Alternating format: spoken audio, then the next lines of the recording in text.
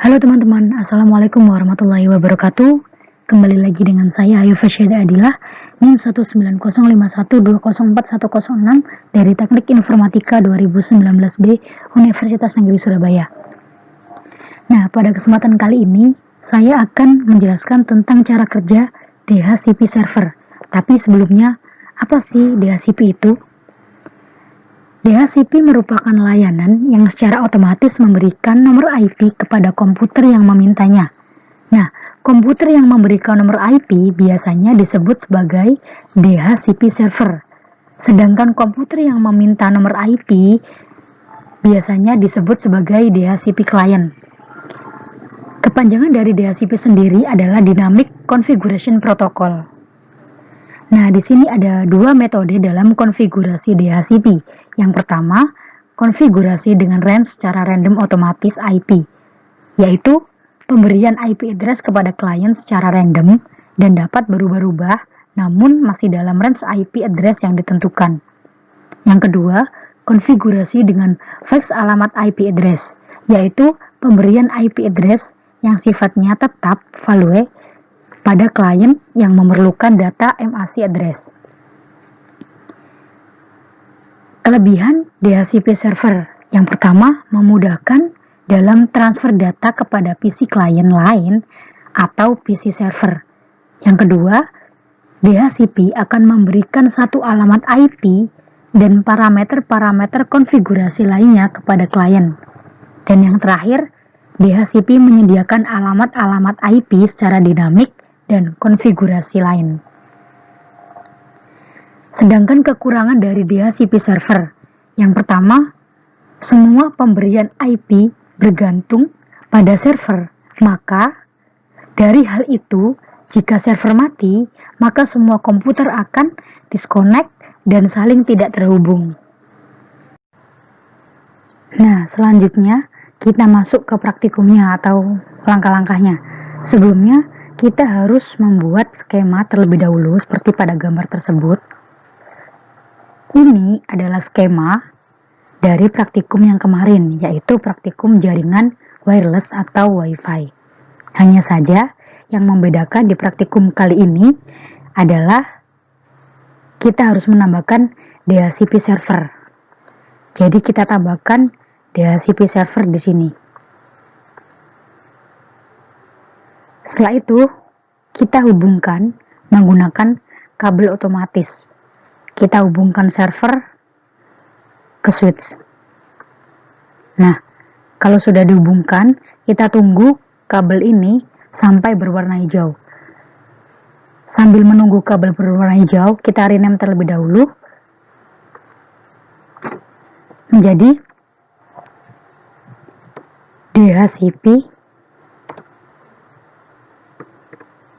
server.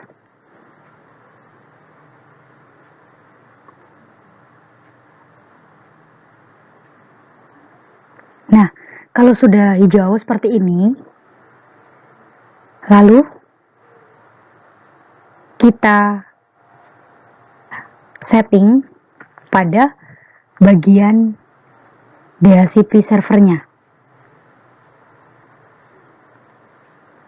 Kita masuk ke config, lalu ke fast Ethernet.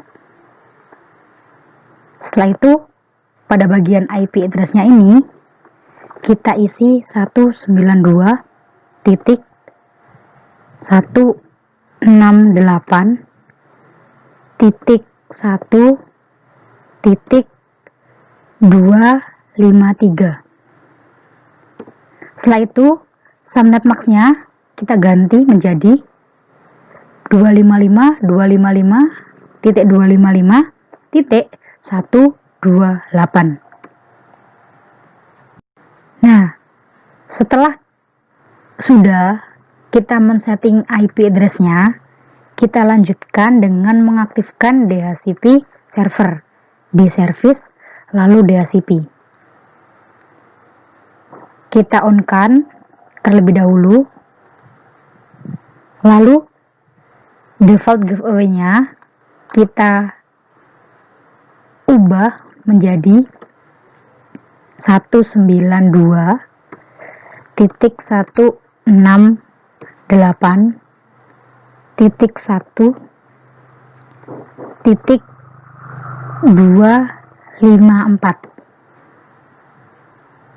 Setelah itu DNS servernya kita ganti menjadi 33.33.33.1. Nah,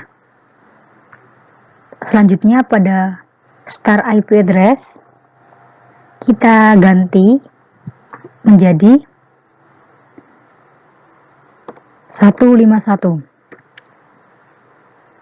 Setelah itu pada bagian subnet max-nya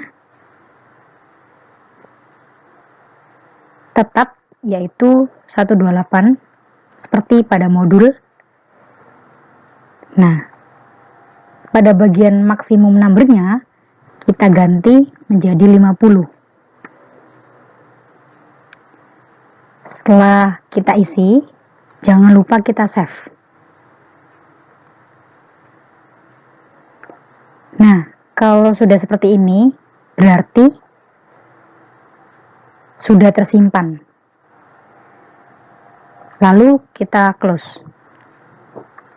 Kemudian kita aktifkan laptop dengan menggunakan DHCP client.